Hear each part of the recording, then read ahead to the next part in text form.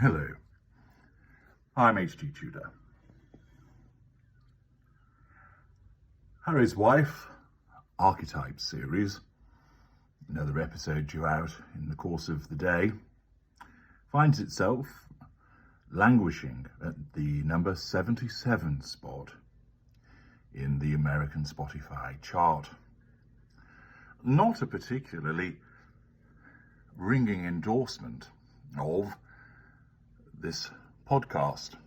Indeed, it was reported that it had even been outgunned by a podcast that ranked higher, featuring 8 hours of soothing music to allow children or babies to fall asleep. Imagine that. Your supposedly carefully curated, to use that dreaded word,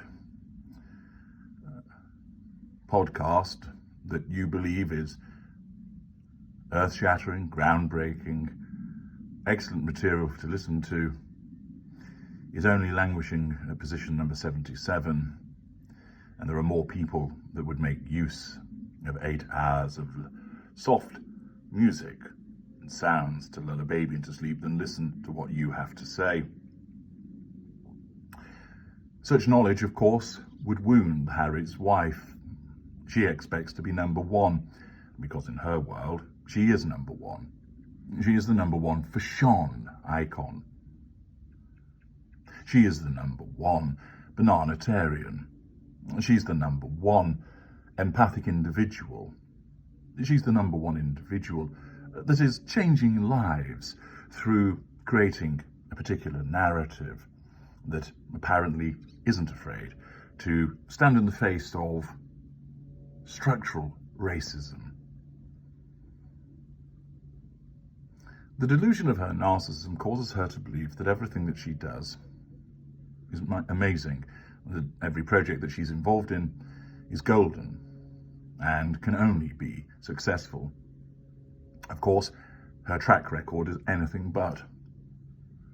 She barely sticks at anything. She jumps from bandwagon to bandwagon. Projects have been cancelled, for instance, Pearl. Her supposed draw means that rather than fill out stadia attracting 15 or 20,000 people, she's resorting to a lunch in downtown Indianapolis. And yet, notwithstanding these shortcomings, failures, she still maintains that she is somebody special. She has actually nothing to offer, no longer acting, in the professional sense at least. She actually has nothing about her to offer. She has no particular skill set. It's not like she trained as a doctor or an architect, or she has particular skills in terms of linguistics, always changing stories about the languages that she apparently speaks and the amount of time that she spent learning them. She's not an engineer.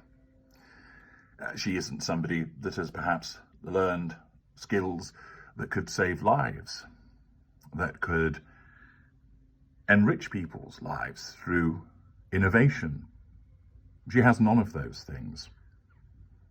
Instead, she received a degree, I believe, in communications. And that is one of the difficulties that the world is created by people like Harry's wife and populated by many people, not necessarily narcissists, but those that subscribe to the value system that she propounds, invariably find themselves involved in roles that actually don't create anything. They don't manufacture anything. They don't offer a tangible, useful service that can be utilized. They aren't involved in the provision of in the provision of something that is useful for you. For instance, legal advice, medical advice, fixing your car, painting your house. What they do is offer something in terms of the creation of a culture, an environment, a set of values. But ultimately, when you look at that, what does it tangibly achieve? Excuse me. It does not involve any increase in the bottom line. And you might argue, well, sometimes you can't measure those things. But ultimately, for all of the things that are said by those of Harry's wife's ilk, they just ultimately melt into the ether, because people have to get on with living, and they have to get on with bills that they have to pay. They're not actually creating anything. And so all of those vapid titles about ambience constructor, cultural representative, all of those wishy-washy positions which have just been created to generate an impression of caring, to generate an impression of inclusivity, are very much the bread and butter existence of Harry's wife, and is in keeping with her brand of narcissism. She has nothing to offer. She is not a good public speaker. Her speeches are devoid of any kind of substance, trotting out fridge magnet platitudes and purloining other people's material and regurgitating it in some shape or form.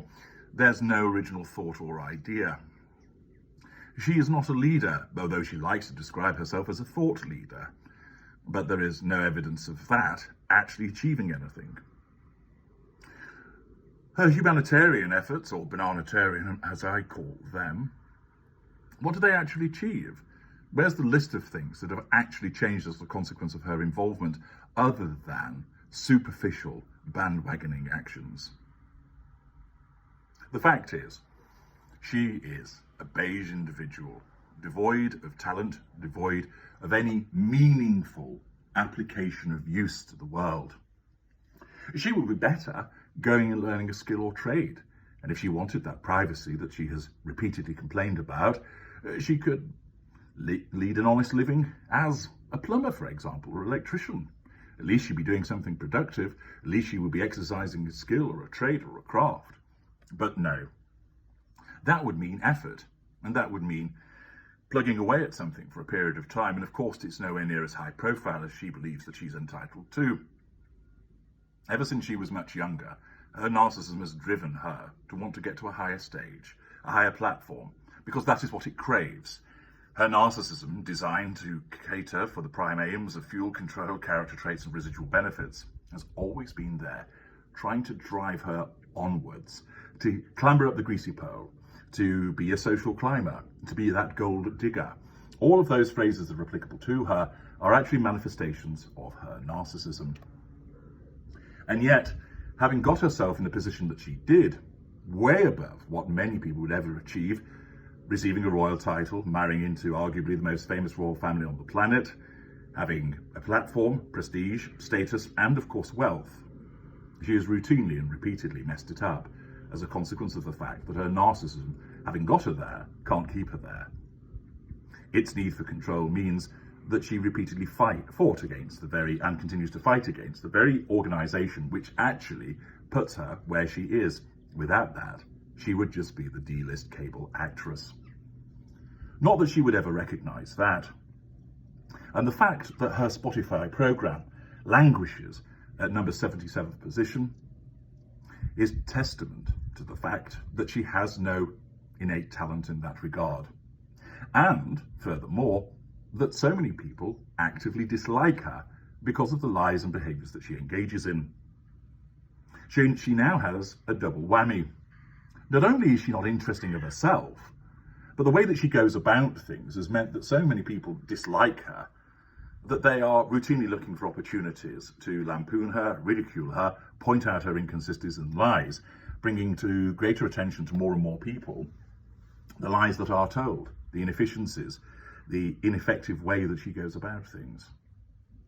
And so ultimately, while she will not like the fact that she's at position 77, believing that she should be at number 1, the fact is, this is testament to her lack of ability, and furthermore, the fact that she is disliked because of her behaviours. Of course, this is not something that she will recognise. This is not something that she will accept.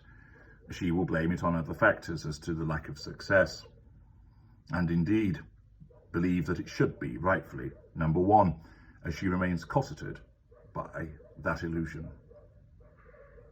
I'm H.G. Tudor. Thank you for listening.